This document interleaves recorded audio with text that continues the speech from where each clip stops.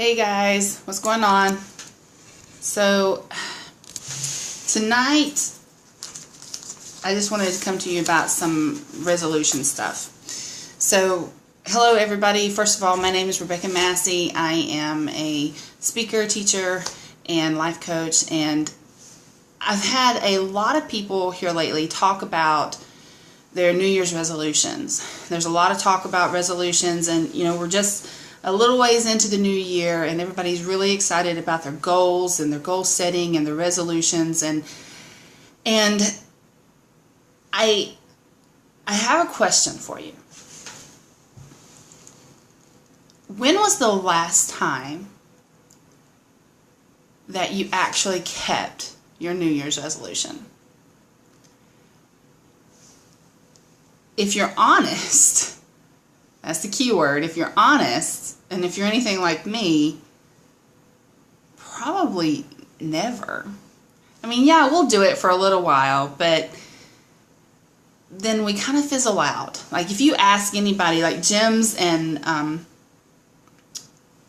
health clubs and stuff, they'll tell you their busiest time of the year is January and February. And then by March, it's pretty much dead.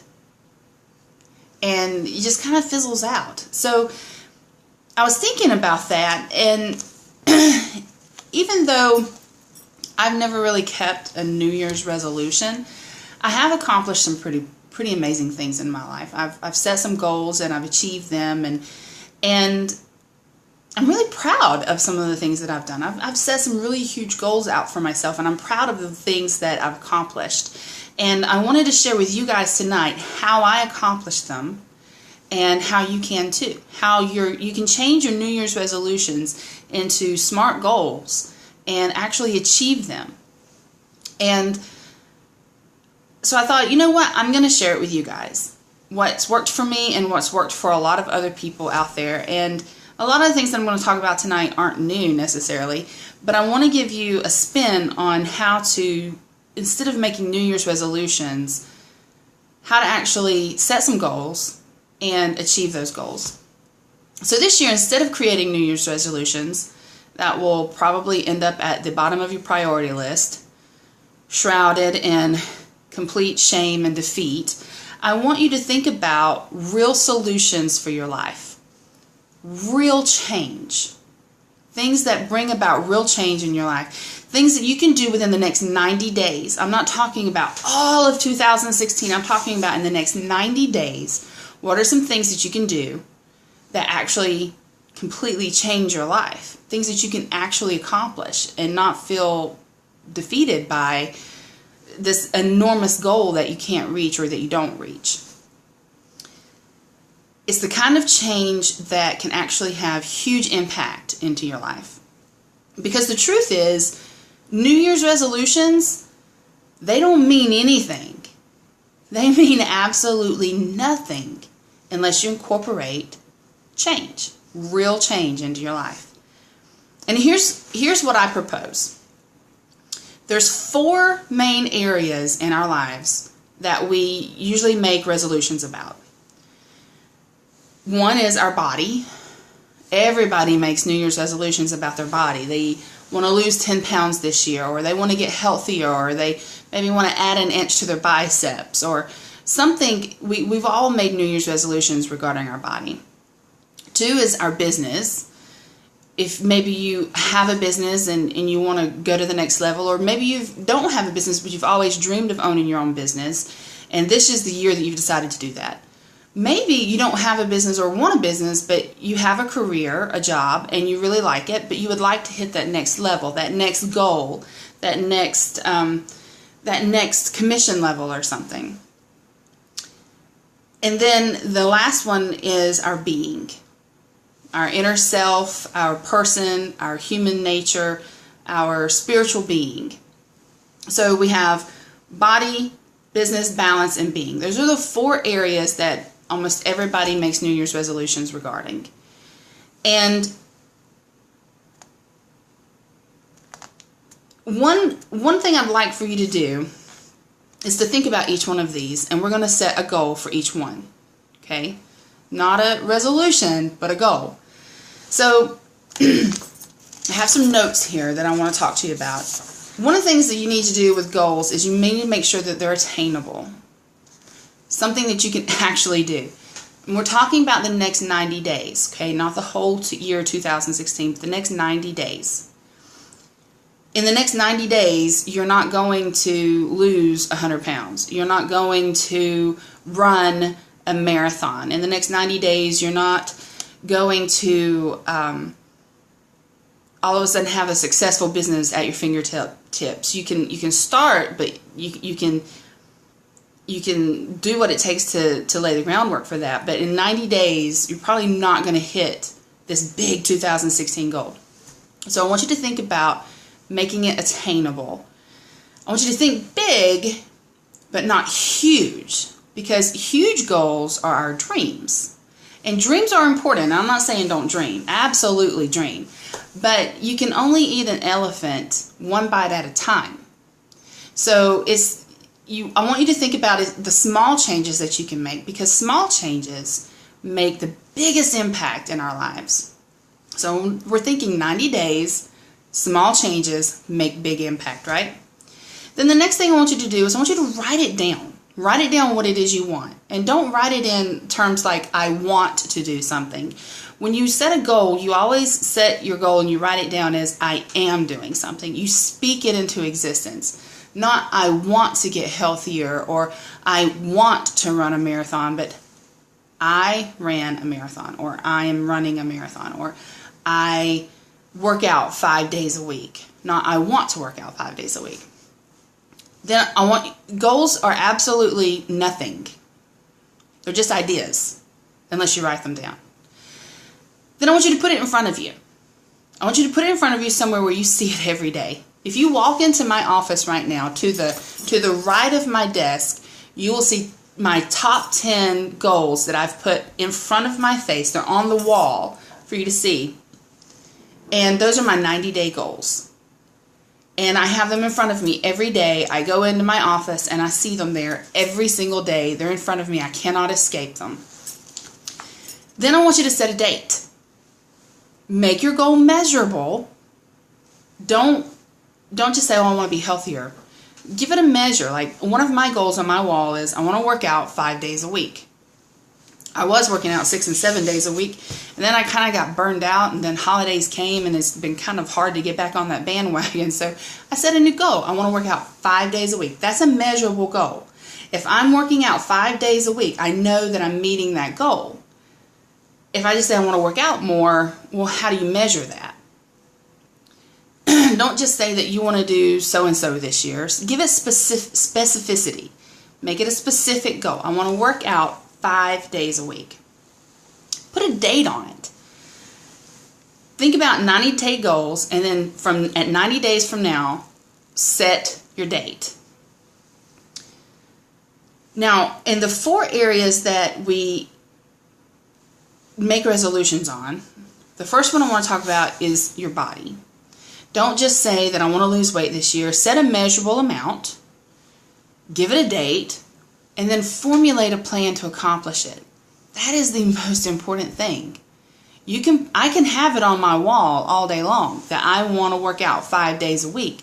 But unless I formulate a plan to do that, it's just going to sit on my wall staring at me every day. For me to work out 5 days a week, I have a pretty busy schedule some days, and so I am going to have to reverse engineer my schedule to figure out, okay, I have to put all my appointments in my calendar, and I have to put all the things in there that I have to do. And now if it's important to me enough to do it, then I'm going to make time in my calendar to do that. I'm going to put it in my calendar to do it. I'm going to formulate a plan. What is it going to take for me to work out 5 days a week?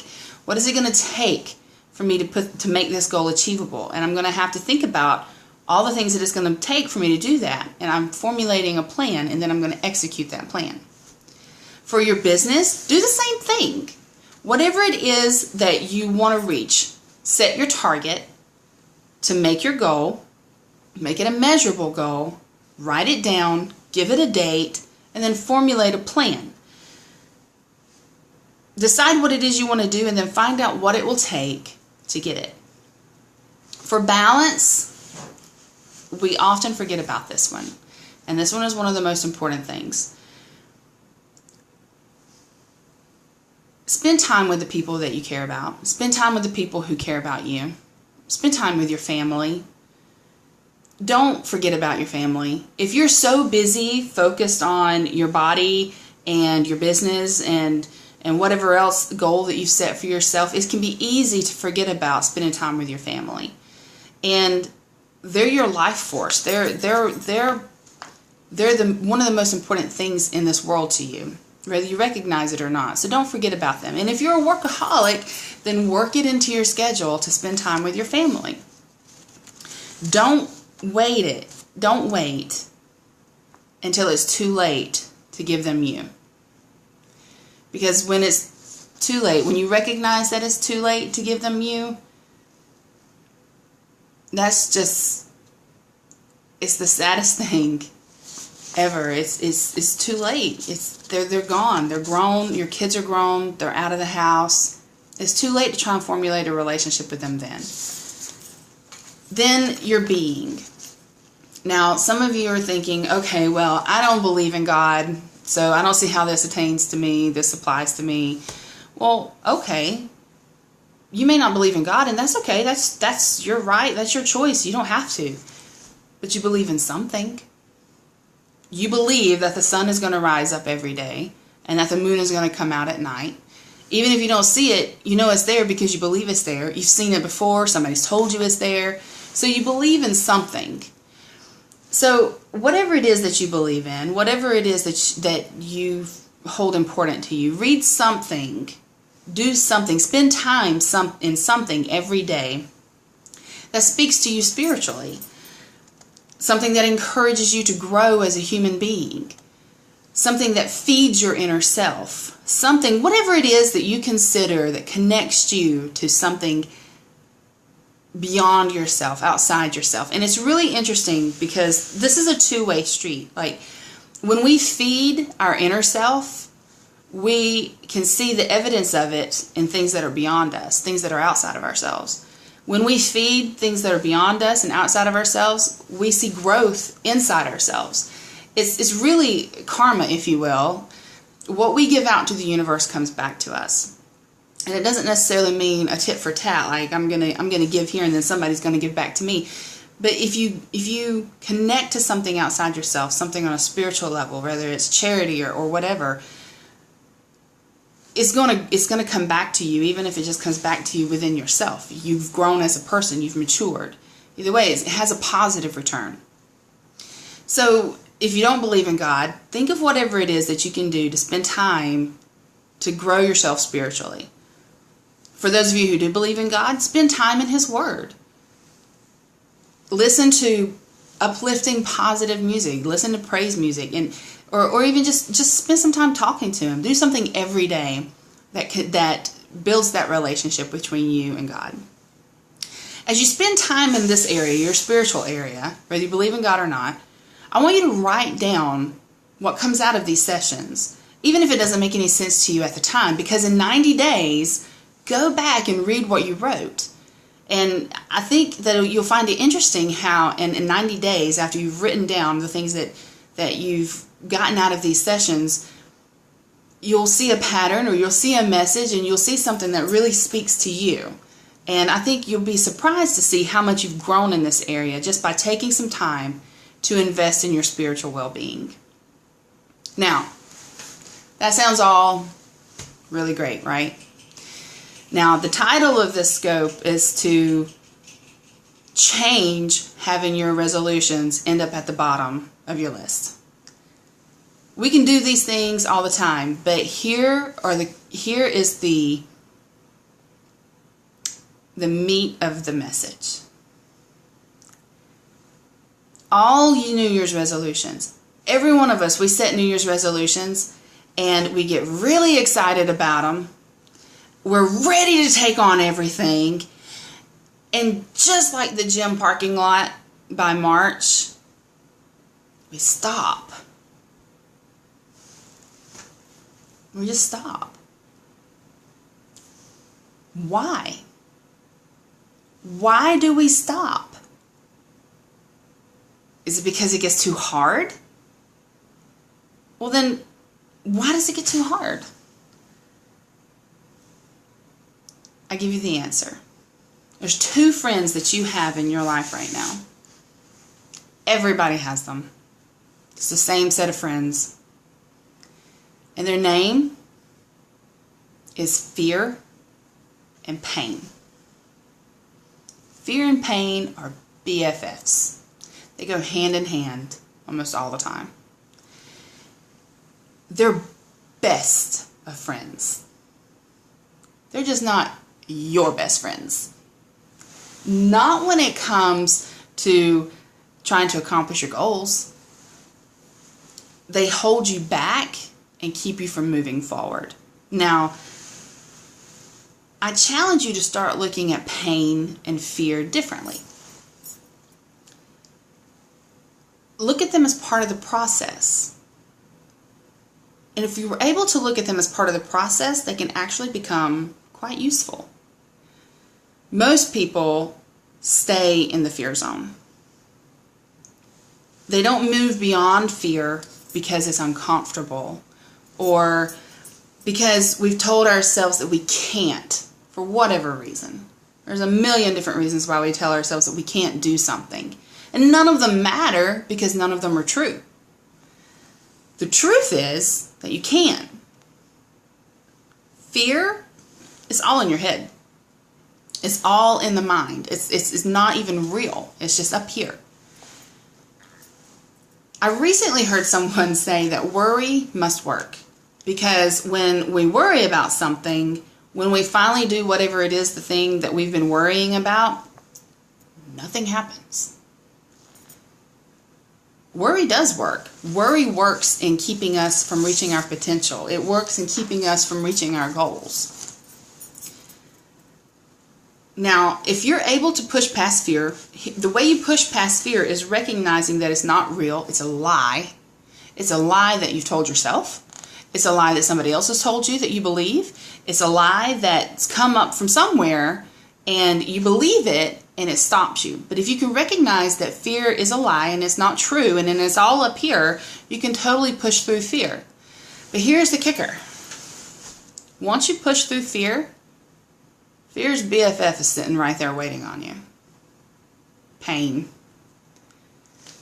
Pain is right there with its smug little face, ready to pounce. It's like, oh, you push through fear. You think you're going this way? I got you.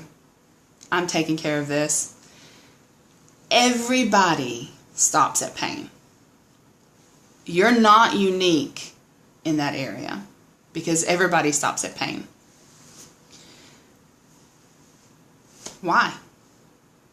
Well, duh. Pain hurts. It's painful. It's not fun. It's not easy. It hurts.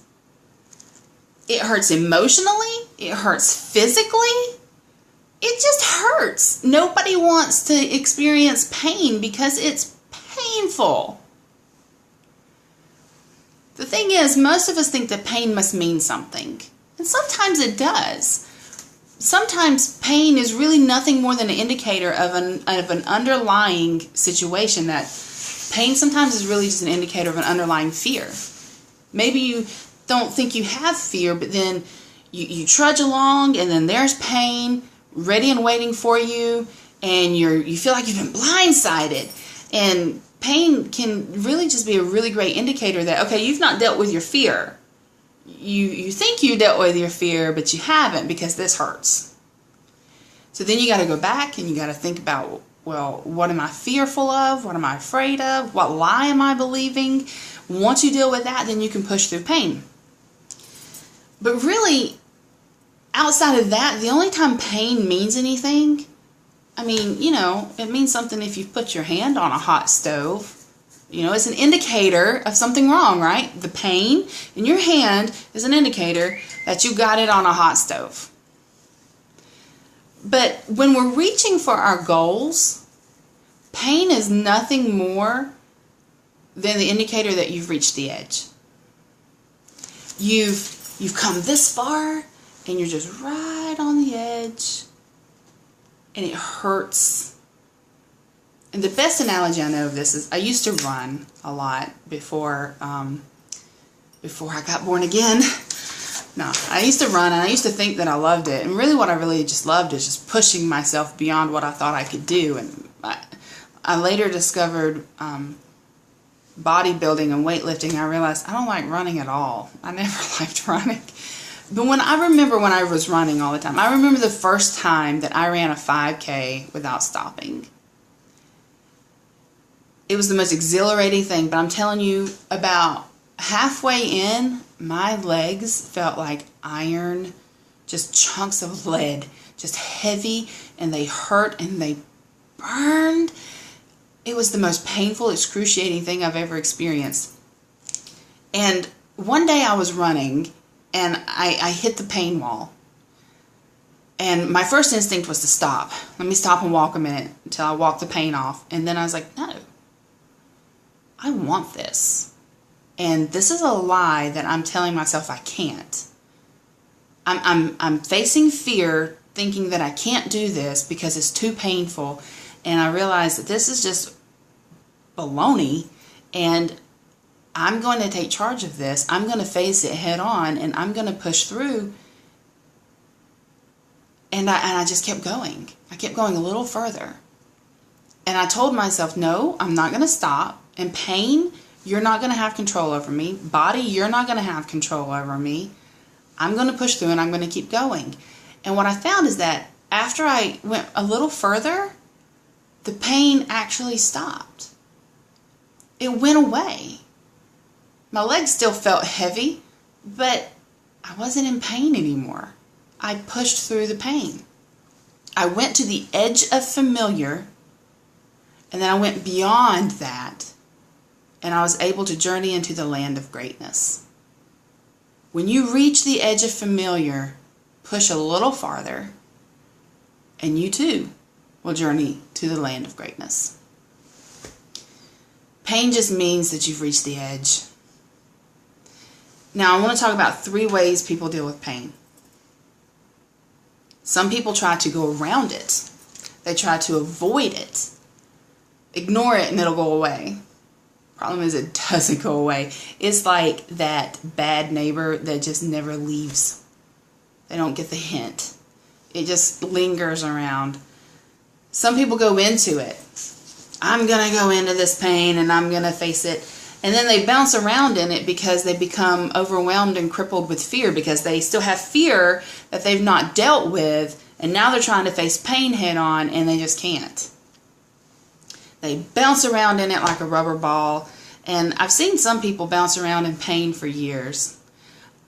I know of a couple people that will probably bounce around in pain for the rest of their life because they're not willing to acknowledge that they have a fear of something and deal with the fear, and so they're bouncing around in pain. Anytime you try to go around it or you just bounce around in it, it's not going to go away, and it's actually going to manifest into something else that's negative in your life. It's just not going to, it's not going to have any positive outcome. The only way to deal with pain is to go through it. You have to go through it. You have to face it head on in spite of your fear. You have to deal with it directly. You can't be afraid of it, because fear and pain are just bullies. That's all they are. They're just bullies. They're bullying you around, and you have to, like with any bully, deal with them. You can't ignore them. It'll just get worse. You have to deal with it. You have to go through it.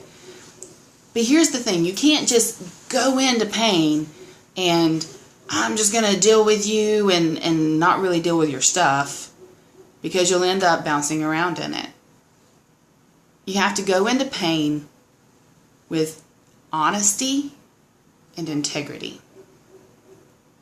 And that is really probably impossible for a lot of people to do, because they're not willing to be honest with themselves. They're not willing to be honest with the fact that they may have contributed to this situation. They're not willing to be to have integrity and take responsibility for their own personal contribution.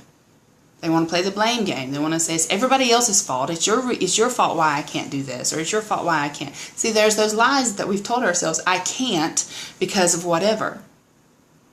That goes back to our fear. We haven't dealt with fear. You have to deal with your fear before you can go through pain. And you have to be able to go through pain with honesty and integrity. And you can't do that until you deal with the fear. Now, I've talked a lot about all these different resolutions and stuff. And none of them mean anything if you're not willing to be honest with yourself, and you're not willing to deal with your fear, and you're not willing to push through pain. And out of all the ideas that I've given you tonight, for body, for business, for balance, and for being, if you don't hear anything else that I've heard tonight, hear this. This one thing of dealing with fear and pain, it will change your life forever. You won't be the same. Goals that you set will be achieved.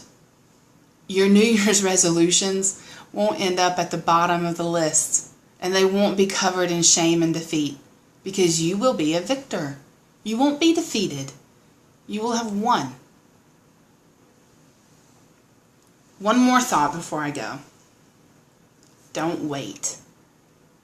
The longer you wait to do anything, the bigger and scarier it becomes. Don't wait. Just jump. Jump. Don't stop. Keep going. Push through the fear. Push through the pain. And resolve to change your life forever.